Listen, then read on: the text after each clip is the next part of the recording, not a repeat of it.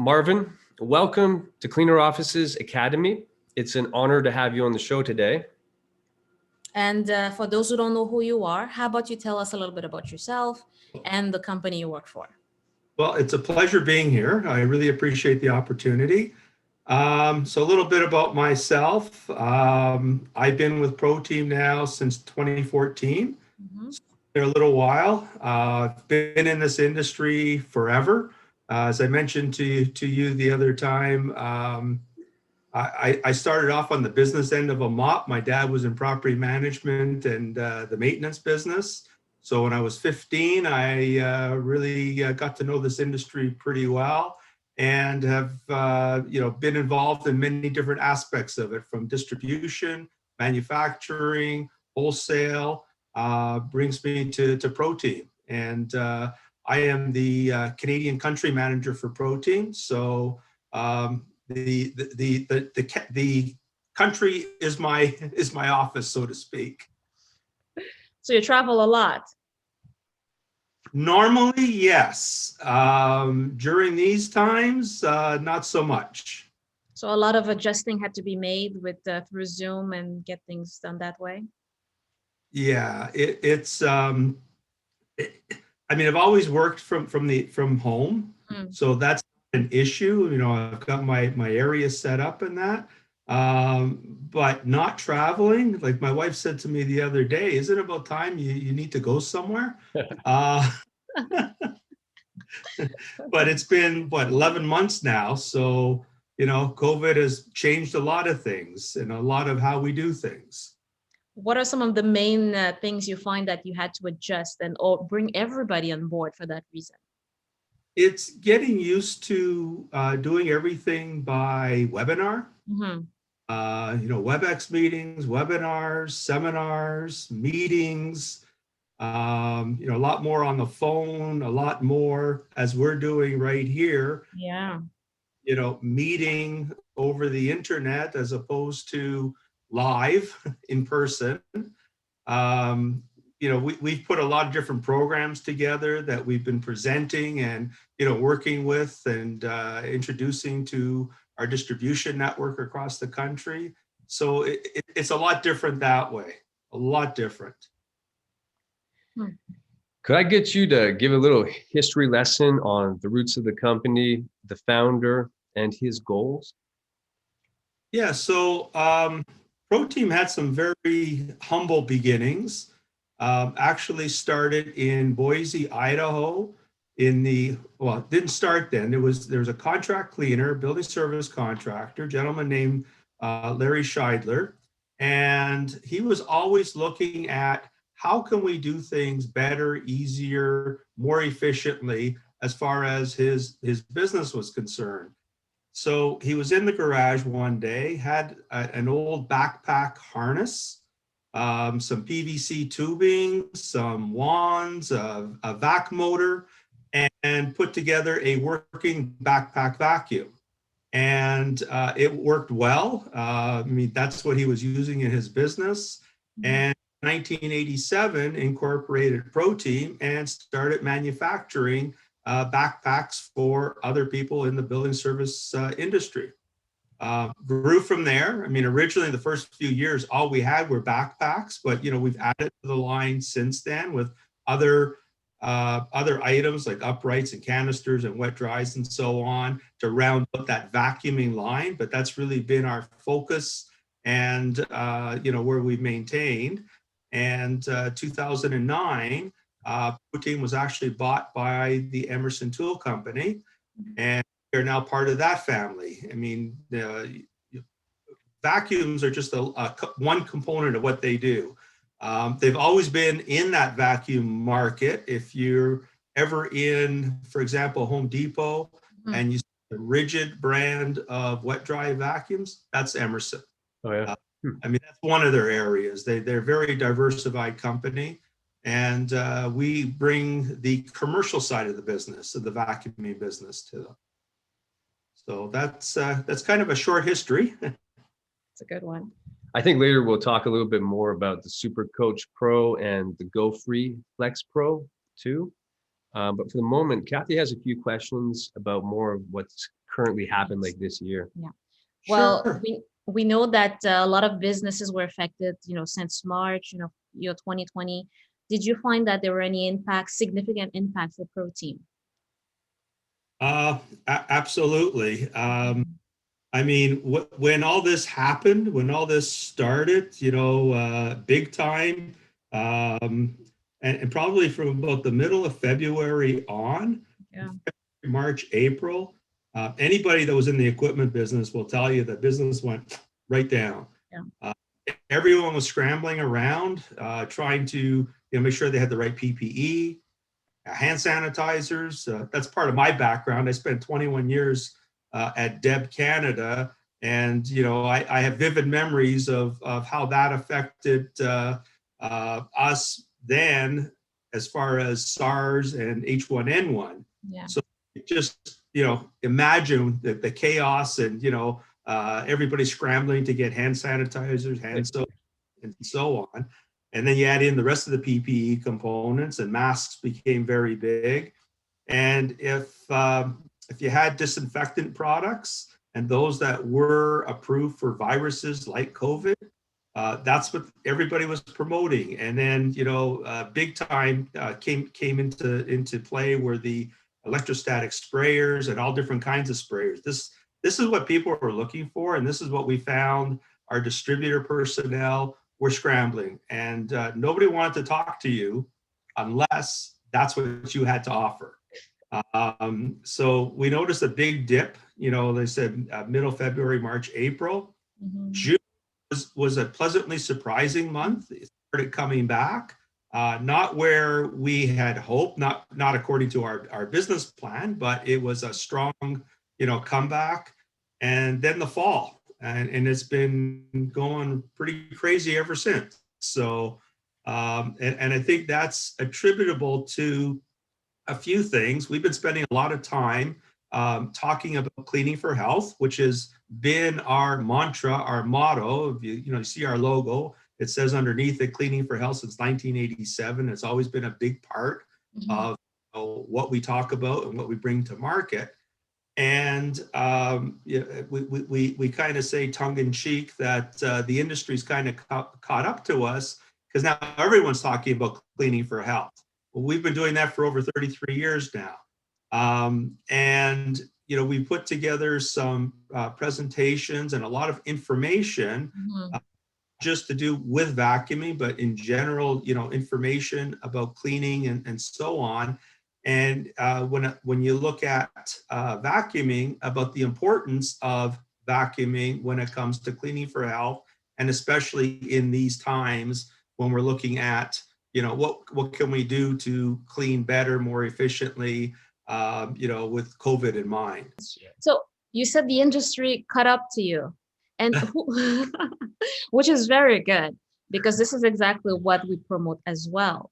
I want to know who is contacting you more, like for that increase in demand. Who wants more of those vacuum cleaners, and which one in particular? If Well, it's right across the board as far as types of accounts. Now, of course, the hospitality industry has been totally decimated, and we were starting to make some good inroads into that market, something that we had not concentrated on Mhm. in the past. For I say probably the last 2 to 5 years, starting to make some good inroads, and then all of a sudden, nobody's traveling, no one's staying in hotels. That business, kind of dried up. But building service contractors, anybody that's cleaning buildings, even though the large office towers are, pretty well empty, there's still a certain amount of people that are working, so that, has to be cleaned. School boards, universities, colleges, they're all going and not going to, depending on the time of day, where in the country, and healthcare as well, hospitals, long-term care has been in the news a lot because of, the amount of cases and so on. So, that's where, and that those are always been our mainstay businesses. And, thankfully we have a very good name in the market. So, that helped as well. Plus, I think the message of cleaning for health, as we've been promoting it and talking about it more and more, and how we can help during these times.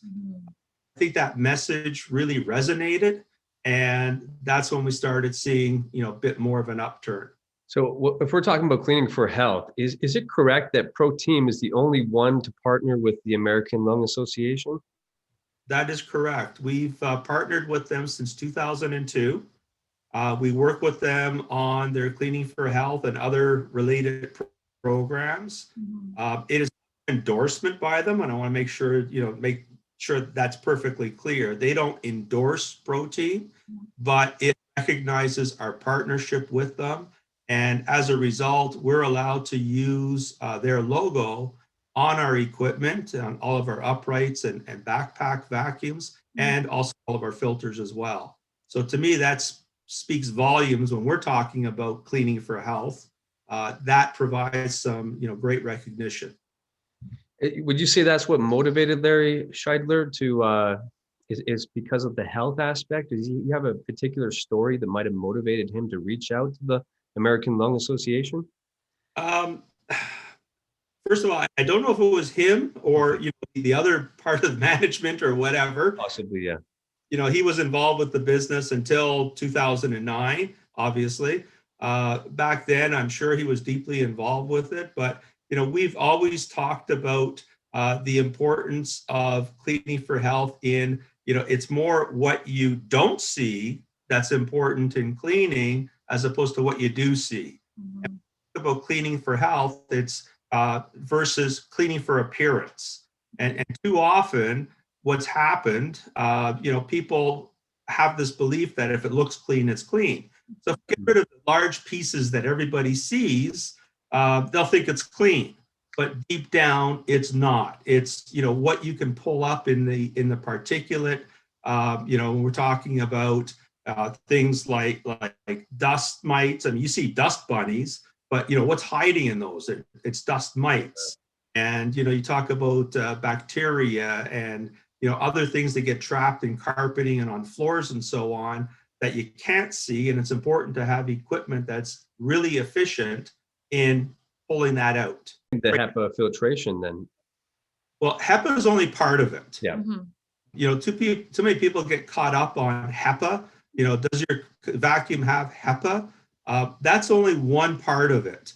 The media that is in the filter, that paper media that's in that little filter, that is what's tested to the ASTM 3150 standard, that media will filter down 99.9% to 0.3 microns. When you put it into a unit, into a bigger component, and other things happening there, and hopefully other filtration as well, you cannot make that claim on that vacuum cleaner unless the whole unit's been put through the ASTM 3150 standard and is a certified HEPA vacuum, that the whole unit filters down to that amount. So HEPA is just one component in the overall mix of the filtration. That's right. What would you say is the main difference between ProTeam and the competitors? Good question. It's also in regards to how we go to market, and it's not equipment. And what attracted me to ProTeam 2014, and all my life I've been involved with companies, and the products were kind of the means to the end. Like when I was in the hand hygiene business, it wasn't that we were selling soap. I mean, anyone can go out and sell soap, but we were promoting, reducing cross-contamination, infection control.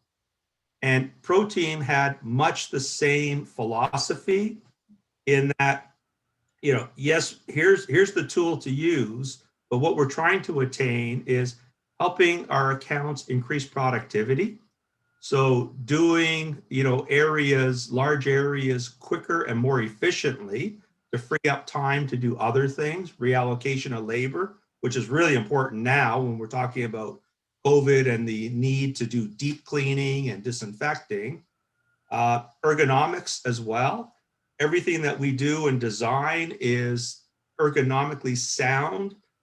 we've not only the product and how it's developed, but the techniques used to vacuum to work in a more ergonomically sound way.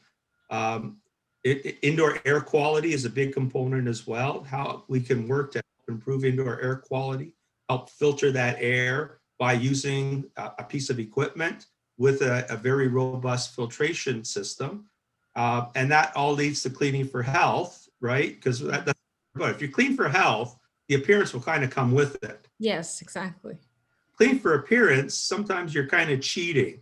And I think back to early in my career when I was working for my dad and helping clean apartment buildings. You know, one of the superintendents said, you know, what time do you start? You know, I told him, he said, well, what you do is you take a bucket and wringer, fill it with water, put some of this pine scented stuff in now, and put a mop in it, and put a bottle together, a spray bottle with some of that stuff. So you put the bucket and wringer by the elevator as people are going to work, and you spray along the hall, and they'll think that you're out there working and cleaning, and come over to our place for a coffee. Oh my God. So, you know, it's the appearance, right? It's the perception as opposed to, is it actually clean? Is it actually doing something? So I don't want to pick on any specific competitor, but I have noticed a HEPA vacuum cleaner in the past was HEPA, right? But you can see on the sides of the casing of the vacuum cleaner itself, dust, fine dust. And that's actually evidence that it's been leaking out of the vacuum cleaner, not passing through the filter. Why do you think that some competitors are just really not focused on health like they ought to be? They claim to be. Factors there, and I don't think it has to go to any particular manufacturer or what have you. First of all, and we had done this as well up until a few years ago. Mm-hmm. We had the word HEPA very big on equipment, and that really referred to, as I said earlier, just that one filter. So we took that off because that's really misleading, and we've been doing a lot of educating out there as to, you know, when you're looking for equipment, this is what you got to look for. A HEPA filter is only one part of the whole component. If the job involves HEPA certified equipment, so for example, you're doing restorative type of work, remediation, if you're vacuuming in a clean room where everything has to be down to the, you know, you can't have a speck of anything in there. Yes, that's where HEPA fits in. It's a very, very small percentage of the market. If you use that equipment for your everyday, it's really overkill. It's like, you know, spraying disinfectant, or, you know, you use your mop bucket and the manufacturer says use 2 ounces per gallon, and you figure, well, if 2 does a great job, 8 must do an awesome job. Yeah. No, it's designed to work that way. So, you know, you've got to keep all that in perspective. And if you're not looking after your filtration properly, and that's where, you know, perhaps any vacuum cleaner, you get dust appearing in areas. And if you examine inside, how often are they changing the filter? Have they changed the filter? There's, you know, there could be a display, but there's also permanent components. Are they cleaning those on a regular basis? You know, are they changing that HEPA filter every so often? It's HEPA filters like that, like a HEPA filter is like your first furnace filter. When you open your furnace, you look at it and it looks clean, but you have to look at the back. And if that back part is starting to get like a darker gray, that's time to change it. Well, I've used other vacuum cleaners before. The one you guys have, it has about 4 filters, right? Yeah. I've tried new vacuum cleaners. I guess I'm not going to pick on anybody specific, and they'll have 2, the bag and another filter somewhere in the system. And I've tried it because myself, I actually have asthma. And so when I've used these other brands, I've noticed that I can even smell sometimes. And even though you keep it clean and you take good care of it, you change that bag before it's totally full. You keep an eye on the thing that is connected, the parts are connected properly. I've noticed slight differences, and that's why I stick with ProTeam, because it's a favorite of mine, and that's why we're here today, actually, because I like this company.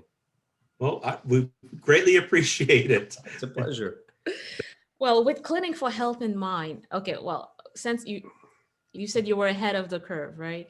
And now people are getting caught up with the same, they see it as a, maybe it could be a trend. Do you see that it's something that's going to last, considering that, we have a new variant coming out? You think people from now on will take that into consideration more often? I'm really hoping so, and I think what's happened differently with what we're seeing with COVID and Mhm. this, this whole thing, the variants, and it's been 11 months now. Well, actually, it's been more than a year when that was first, found in Wuhan, China, as opposed to before when we had SARS. It was a very short episode. Mhm. It came, everyone went crazy and cleaning and disinfecting and hand sanitizing. And as quickly as it came, it kind of went away and everyone got back into their bad habits. With H1N1, it was very similar as well. And I remember, because being in the skincare business then, manufacturing, man, we could not make hand sanitizer fast enough. Mhm. When it all ended, it was middle of December. I can't remember the year exactly, but it was like the door shut. Nobody ordered anything anymore, and everyone back into their bad habits. I think and I'm hoping with what we've been having this past year, Mhm. that are getting into those habits. It takes a while to change your habits, and I think people are more into a groove now that will stay up. And I think because we're all so much more cognizant of it, I always encourage people to ask questions. Like if you're in an office building, if you're in a school, Mhm. being clean, what are you using? What's the frequency? And I think people will stay on top of it. At least I'm hoping to. And that therefore we all have to keep our standards a little higher. That's right. When these days, when you walk into a store, sometimes you can, sometimes you can't. Depends if you're locked down or not. We're in a bit of a lockdown now. But if you walk into a store, you're asked a bunch of questions. Do you have COVID? Blah blah blah, and then you're asked to sanitize your hands. Well, I look at the bottle that's there. I mean, unless it's a known brand to me, and I know it's in a closed system and it's not a bulk fill, and et cetera, et cetera. And it's probably because of my background and training. I say, sorry, I'm not going to use that. And I pull mine out and say, is it okay? I'll just use this instead. And I go through because I know what I'm using. Yes. I know what's in that container. So I question things. Well, like Sorry, I've been in this industry so long. it's all right. That's good. But like you're saying, before COVID came, it wouldn't be uncommon to go to Subway, or it could be any restaurant, and kind of notice that the person, as they're preparing it, they're sniffling, they're kind of touching their nose a bit, and then you're like, oh, should I even eat the sandwich now? I when I see that, and I mean, it has happened and it probably always will in some respect.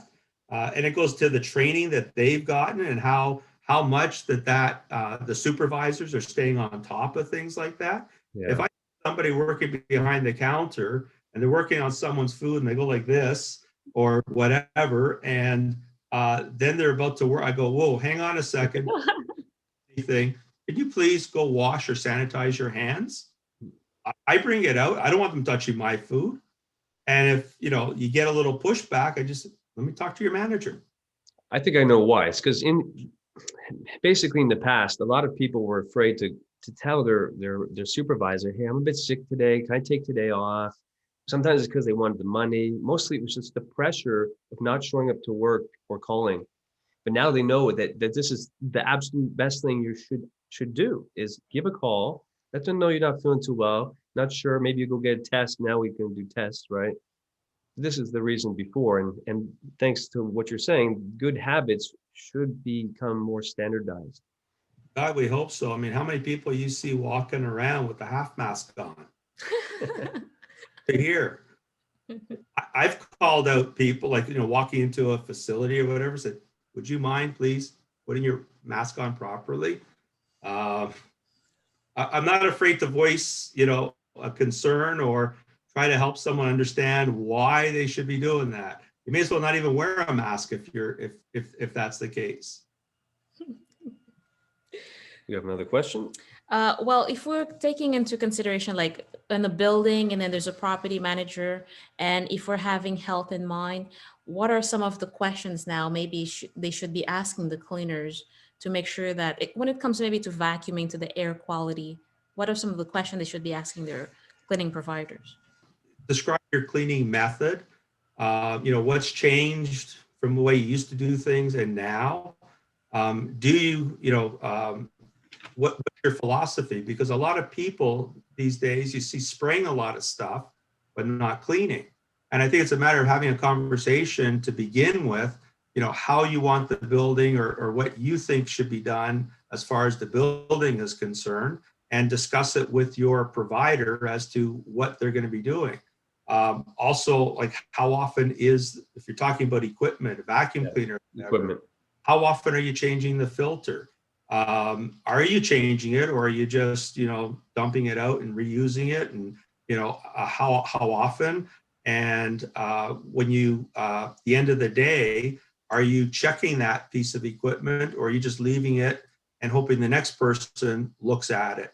But really checking it, when you end the day, check over the piece of equipment. Doesn't matter what it is, floor machine, auto scrubber, whatever. Check it over, put it away. When you start your shift, same thing. Look it over, make sure everything is good. Check the filters. If there's more than one filter, check them all. Make sure that they're clean and in working condition. And if they're not, change them out. A lot of it is common sense. Yeah. It takes, and it's, just to back up a bit, what I would ask as a property manager to the contractor is, what's your ongoing training program with your people? What's your initial training like? How are they trained to clean? Because a lot of people think that cleaning is real easy. You get a rag, you get Ajax or Windex, you're a cleaner. There's a lot more to it than that. I posted on Facebook a couple of years ago, because a lot of my friends and even family still don't understand a lot about the industry I've been in all my life. And, they look at technology and all the razzle dazzle. I say, you want to see some technology? Here's this trade show, the ISSA show, every year, 1 million square feet. They got robotics, and we've got different things happening there. And it's all to clean and make the environment safer for you to be in. You want to talk a little bit more specifically about the ProTeam Super Coach and its maintenance routine as well? I'll talk in general as far as a routine is concerned. I just don't want this to sound like a commercial, if you will. I like to try to, in this kind of format, keep things generic. But, the filter is the key. If you look after your filtration properly, your machine should run fine for years and years and years.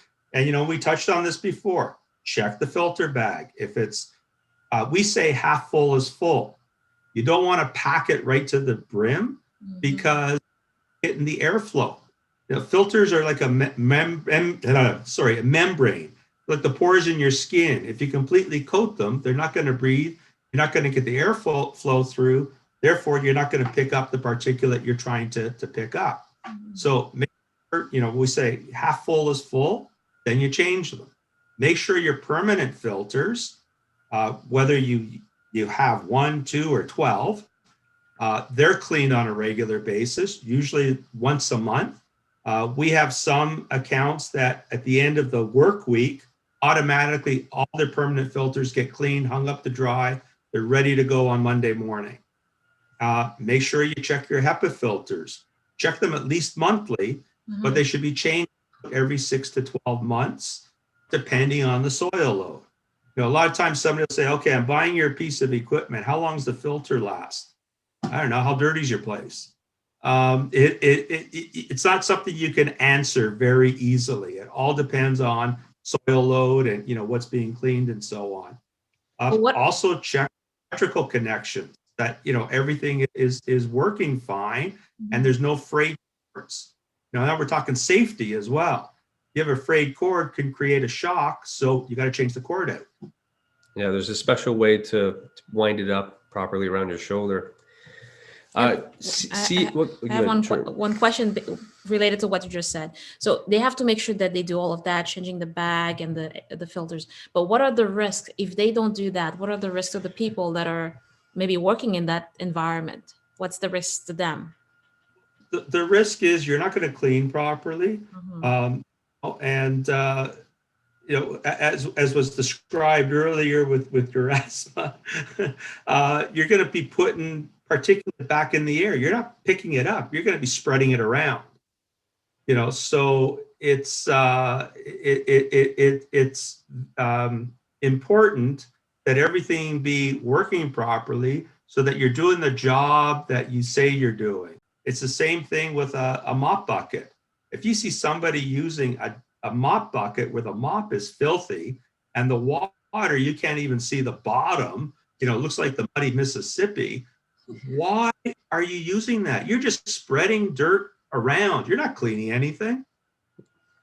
I wanted to ask a little bit though, CFM, which is the best, around what number of CFM cubic feet per minute is a good suction for a vacuum cleaner?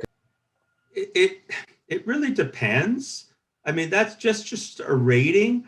There is not one magic button that this is the minimum ratio you should look at for CFM, because there's also static lift or water lift that's involved, like how much you're actually pulling up as opposed to how much air is going through. So you've got to look at all of these configurations. It's not just CFM. And how well does the unit clean? I mean, it could have a lower CFM, but a higher static lift. But the way that the whole unit is put together and built and what it's designed to do does a very efficient job of cleaning. You want to talk about the Go Free Flex Pro? The benefit of going to a battery unit. Yeah. You probably know these folks. The ISSA, they have this 612 cleaning times and tasks. Yeah. So when it comes to vacuuming, we use that, their stats, so they're not our stats or anyone else's. They're the experts in cleaning and they do all the time studies. Where they say the average upright vacuum, and when I talk about uprights like this, I throw ours under the bus all the time as well. The average upright will do about 2,800 square feet an hour of vacuuming. Okay, that's based on averages, and everyone's times will vary. If you change that up and go to a corded backpack, you're up to 7,400 square feet an hour. If you cut the cord and go battery, you're now able to do about 10,000 square feet an hour. So the technology allows you to clean a lot more area a lot quicker. And what we talk to that about is by changing your piece of equipment, now that labor savings that you're realizing, you can reallocate that labor to do your deep cleaning and your disinfecting that everyone's scrambling to find time to do these days. Okay. So is there a spike in demand for the cordless? Yeah, there has. We've noticed quite a bit, quite a big uptick of both our battery technology, not only on our backpack, but on our upright as well. Because people are realizing, I want to get the job done. I want to do a good job. I want to get done quicker. And with a cord, there's a few things about a cord that take into consideration. Yeah. There's a safety aspect. When you're vacuuming and you have a 50-foot cord, you can't see who's coming around the corner. You can't have your eyes in the back of your head. We're not all teachers that have eyes in the back. And you can't see what's happening there, and it's a trip hazard. Plus, you're only as good as far as you can go. Mm-hmm. And for example, say around a boardroom table, you go all the way around, and now you have to go all the way back to get to the plug and unplug it. It's a lot of time. Mm-hmm. But if you don't know where the plug is, you're searching for a plug. And if you're doing stairwells or staircases, for example, there's not usually electrical outlets. So what do you do? You know, how many times have you seen somebody with a canister vac? So they got that in one arm and they got the tool in the other, and they have this long cord. That's a disaster waiting to happen. Or they're using the upright and holding it like, you know, the handle and the base and trying to do stairs with it. Right? Try doing that in a liquor store. Why isn't the vacuum picking up anymore? Maybe they're trying to vacuum and then they realize it stopped working. What's your answer to that? We find probably the vast majority of times, if I had to put a number on it, 95% of the time, you start asking them, well, what's your, you know, have you checked your filter bag? Is it full? Yeah, well, that could be why you're not getting that airflow going through. So change your filter bag. Do you have a clog?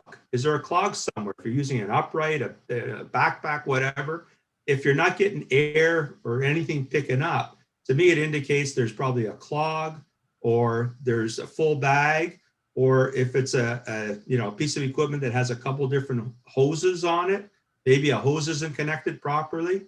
Check it out. 9.5 times out of 10, that's what it is. Mm-hmm. Or did you trip a breaker? You know, that happens occasionally as well. There's low draw on vacuum cleaners as far as, you know, the power cords and that. There's a lot on outlets, but it's not beyond capability of tripping a breaker switch. So those are generally the main reasons. Sometimes it's the medium, right? Like if it's very fine dust from a construction site, that can clog the whole bag pretty rapidly. And that's across models, not just on ProTeam. Yeah. Every vacuum cleaner, except shop vacs, I think. Well, you're dealing with a very fine dust. Like if you're talking about drywall dust, it's very, very, it's like talc. And when it goes into your vacuum, it's right away lining the inside of the bag. And like I mentioned before, those are like pores of your skin. If they're not breathing, they're not going to pick anything up. So in those cases, you would probably have to change your bag much more frequently. Yeah. And how often? Well, that's the next question. How often should I check the bag? You should be checking it before or after each shift. Yeah. As I mentioned before. You know, and if you see that it's half full when you're starting, take it out, put a new bag in. You know, that way you can go and you can do a lot of area very, very quickly. You know, and again, that's why we say half full is full. Don't wait until it fills right up. You're going to cut that airflow. You're going to find that you're leaving stuff behind. You're not picking everything up. When it comes to the ergonomics of the vacuum cleaner, some people think it might strain their back and make things uncomfortable. Yeah, it's probably one of the more common questions that we get. You know, you want me to go from an upright to a backpack, and what you have to explain is when you're dealing with an upright, you're dealing with anything from about 17 to 20 pounds in weight that you're pushing and pulling, a lot of repetitive strain. It's a heavy piece of equipment to go back and forth with. So there's potential for, you know, shoulder strain, repetitive motion on the arms, the wrist. A lot of people will be slightly hunched over when they're using that because you're going, you know, kind of like on a bit of an angle, if you will. So there could be strain on your lower back. If it's fitted properly, and there is a, you know, technique to fit backpacks properly to make sure that they fit the person and they're adjusted properly, it doesn't feel like you have much weight on your back, because what it should be doing is sitting on your hips, your hip muscles. Those are the largest muscles in your body. That's what you want to take the weight. So it's sitting on your hip, not high up on your back or lower on your bum or hanging off. And it's, you know, fit so it's close to the body, or the pads are close to the body. And that way you only have about 10 pounds if we're talking about a corded unit. And, you know, that's the weight you're carrying. but what you're using, the tool, only weighs about 3.5 pounds.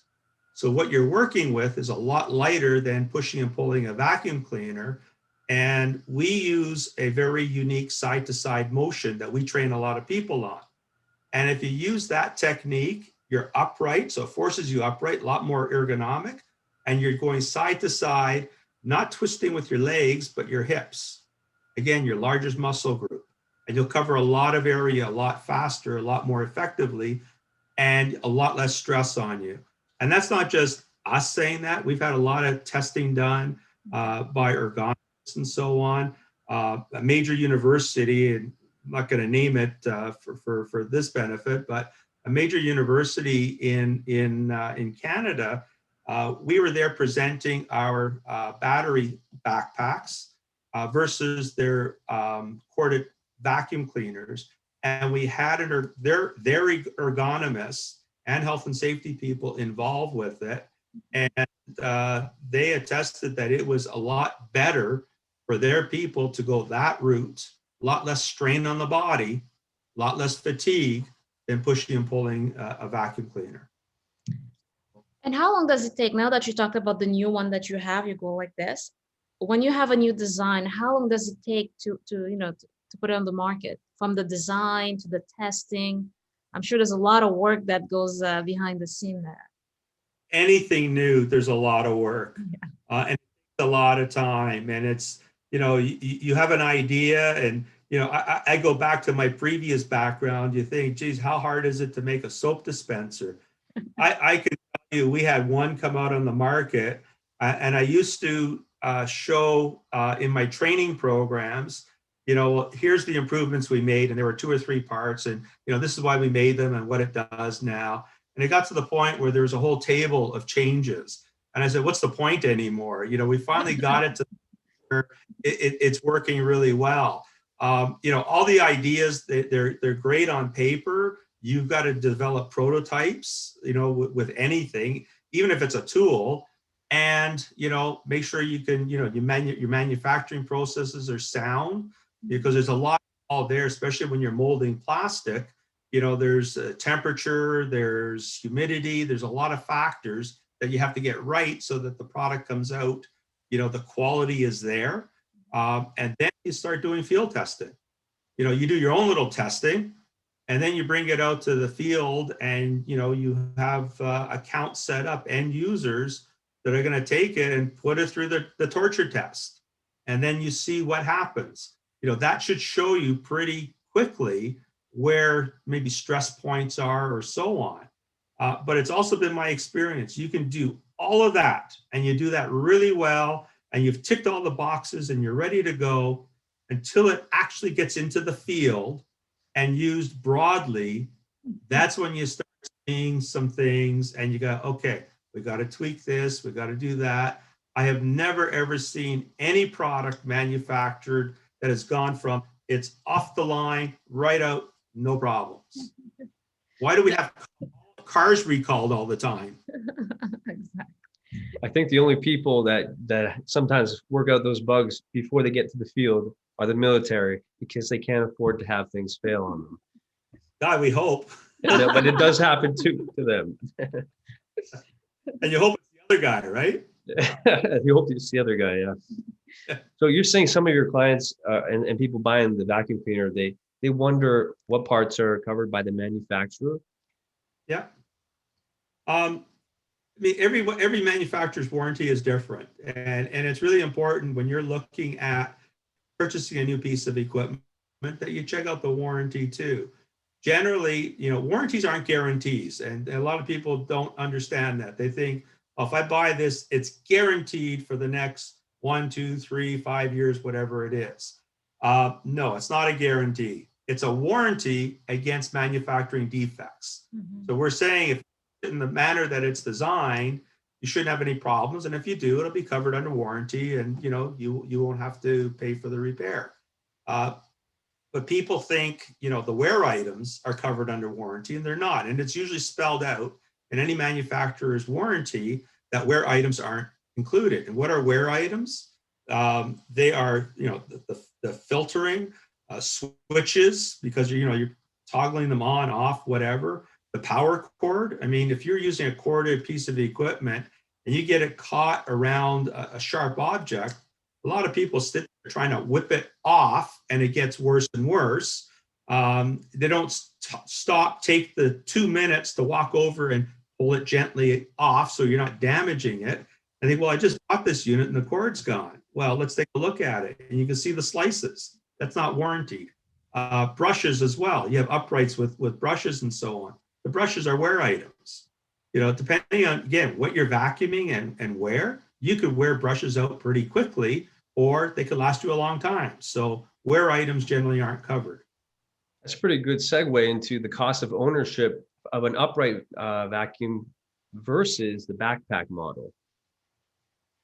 Yeah, cost of ownership is huge. When you look at an upright vacuum, you're generally looking at, there could be about 50 or 60 moving parts. Yep. A lot of things that could possibly go wrong that you have to end up sending it in for service. With a backpack, generally you have 2 moving items. You know, what do you got me here for? The switch and the motor. Support. There's what? I'm your support. There's 2 moving items, the switch and the motor, and that's it. So there's less to maintain.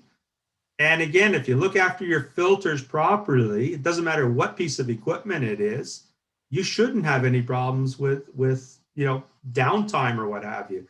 But we see, you know, and I'm not talking ProTeam or any manufacturer, I'm just talking in general.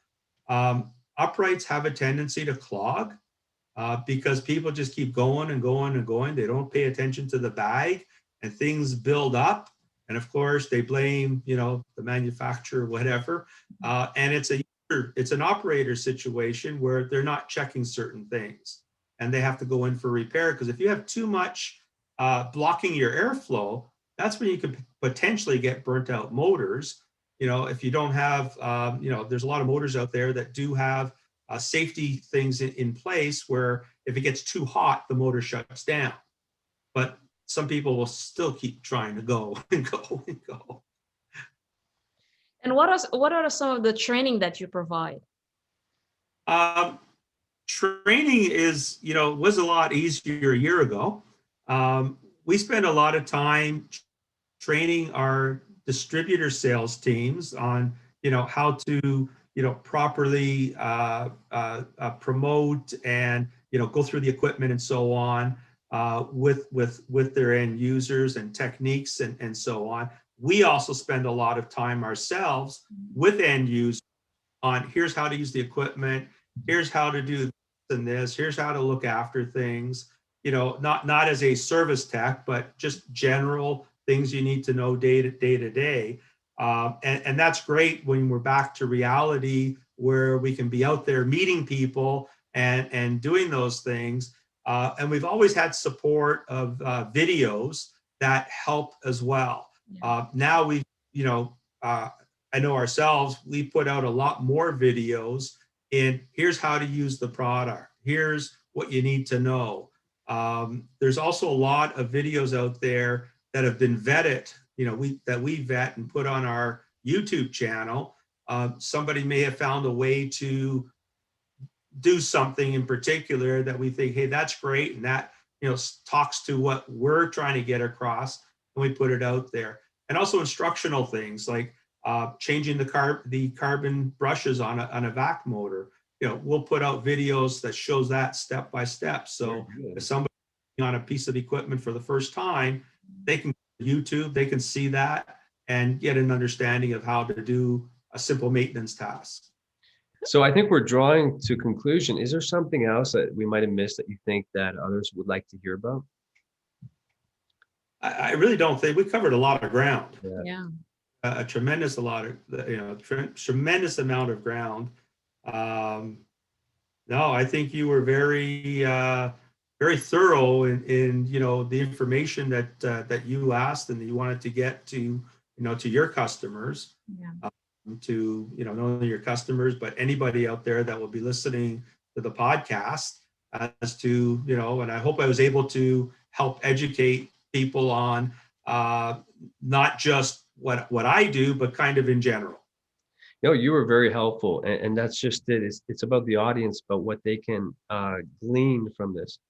Do you have Yeah, any- I think you did great. I think you did great.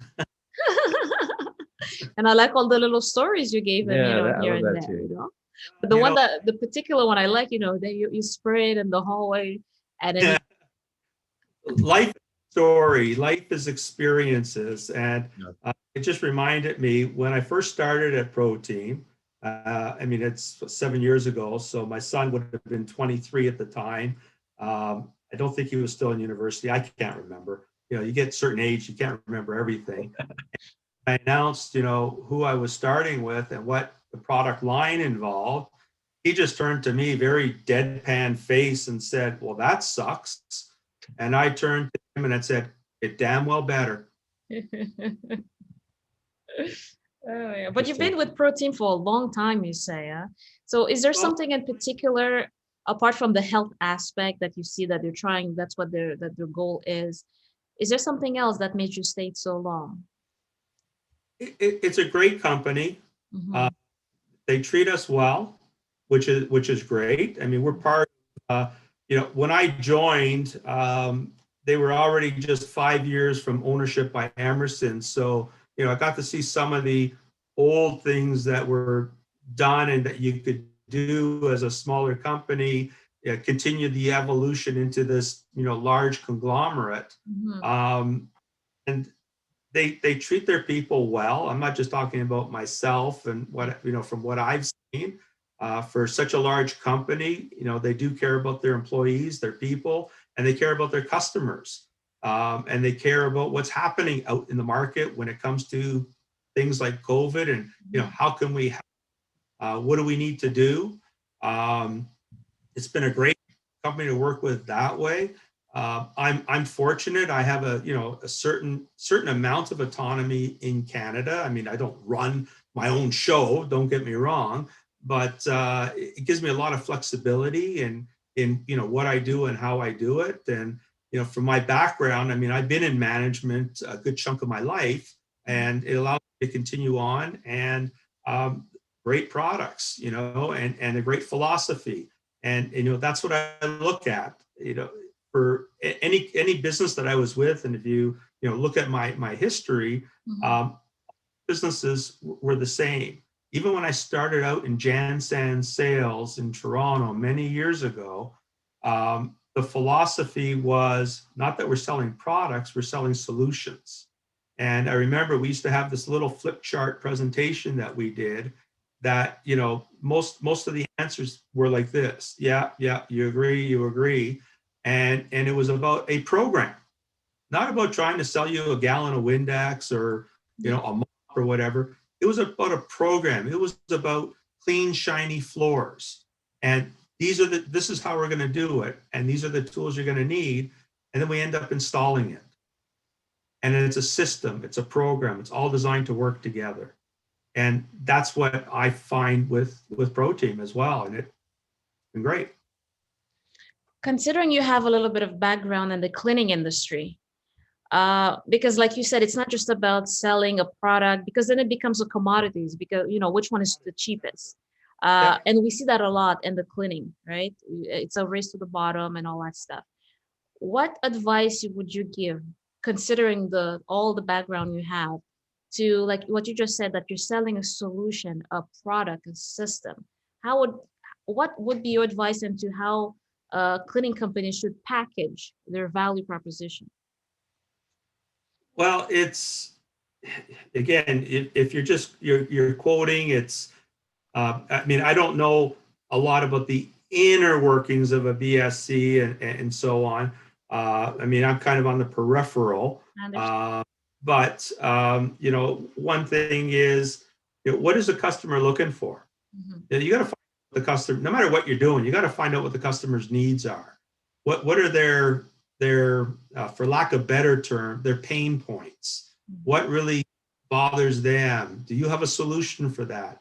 And kind of present to the solutions. Like if you notice that there is a problem or whatever when you walk through the facility, to me that would be what you kind of focus on and say, hey, look, I think we can help you in this area. And if we do this and we're helping you here and you see what we can do, can we talk about, doing your whole facility or something like that? So it's not just about going in and just looking at the contract and, and just staying to the lines, if you will. And I don't mean by any stretch of the imagination that you do all the extras that you can make some more money at for free. It's a little bit of kind of give and take, but you got to really find out what their needs are. Yeah. The same thing if you're selling soap, you're selling vacuum cleaners, mops, buckets, whatever. What are the needs? What are the requirements? What can I best fit to handle that need and provide a solution? You have questions though yourself? Yeah. No, and I just want to really commend you. We were talking earlier about BSCs and what you'd recommend, whatever. You guys are doing what you need to be doing, is take it up a notch, do something different. Don't just worry about, oh geez, I have to get another contract, or I ran out of soap, or what do I do here? You've stepped it up so that you're imparting some education to your customers, and that's what's going to set you apart from anyone else that's cleaning. Well, thank you Yeah, I for the really appreciate encouragement. it. Yes. It was definitely a pleasure to have you today on Cleaner Offices Academy. And perhaps in the future we could speak again, especially if you have a new product line coming out. Until next time. Until next time. I appreciate the time, Jeff and Cathy. It was a pleasure meeting you and chatting with you. And I wish you all the best of luck and stay safe out there. Thank you. You too.